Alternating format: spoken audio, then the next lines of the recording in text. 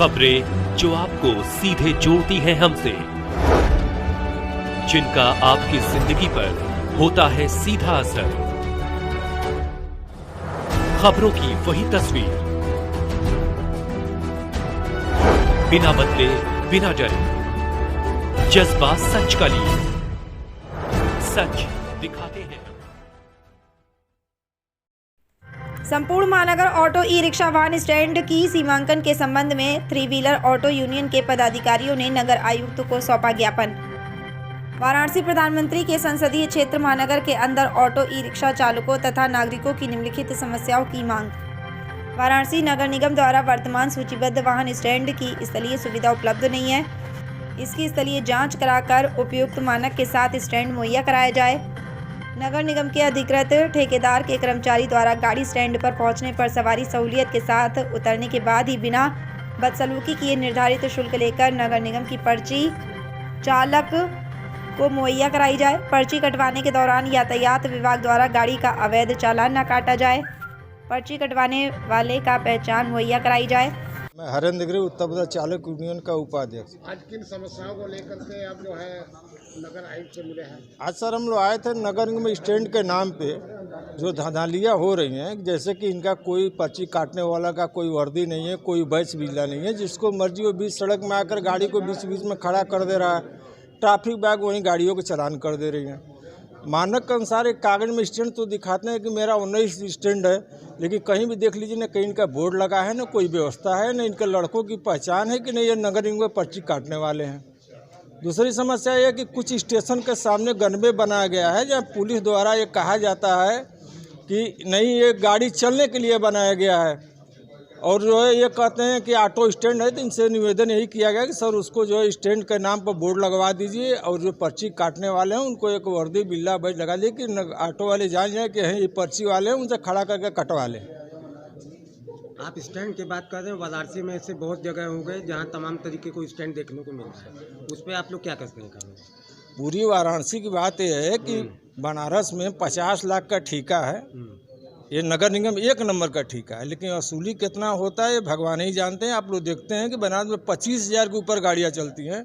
अगर ये 10 रुपये वसूली के लेते हैं तो इनको करोड़ों के ऊपर साल में हो गया। उसके बाद ये 10 की जगह 20, 25, 50 लेते हैं, हर जगह लेते हैं, जो कि ड्राइवर प्रूफ दे रहे हैं, चिल्ला रहे हैं, लेकिन उस पर कोई नगर निगम कोई संज्ञान नहीं लेती, न कोई प्रशासन लेती है। नगर निगम के द्वारा कितने स्टैंड बनाए गए हैं? 24 स्टैंड इनके द्वारा बनाए गए हैं, लेकिन 24 स्टैंड में एक बेनिया बाग को छोड़ करके न कहीं इनकी ब्रैकेटिंग है, न कहीं बोर्ड लगा है, न कोई इनकी समस्या नहीं है। अब लंका को ले लीजिए, लंका पे कहते हैं B2 के पास स्टैंड है, इनके नगर निगम वाले बीच चौराहे पर लंका रोड पर रोककर पर्ची काटते हैं, वहीं ऑटो लगवाते हैं, वहीं गाड़ियाँ चालान हो जाती हैं। नगर आयोग महोदय ने कहा है कि नहीं, इसको मैं संज्ञान में लेकर जांच करवाकर आपकी व्यवस्था को सही करा दूंगा। मेरा नाम ईश्वर सिंह है, मैं ऑटो यूनियन का जिला अध्यक्ष हूँ। ये आज नगर आयुक्त के यहाँ मिलने आए हैं, मंगलवार का है जन सुनवाई में, क्या समस्या को लेकर आए हैं? देखिए, समस्या हम लोगों की यह है कि जो वाहन स्टैंड सीमांकन को लेकर के हम लोगों ने ये दिया है लिख करके कि सीमांकन हम लोग की हो जाए। जो ऑटो स्टैंड है जहाँ पर विगत कई दिनों से नहीं हो पा रहा था, एक सीमांकन हो जाएगा तो ऑटो वालों को कोई परेशानी नहीं होगी।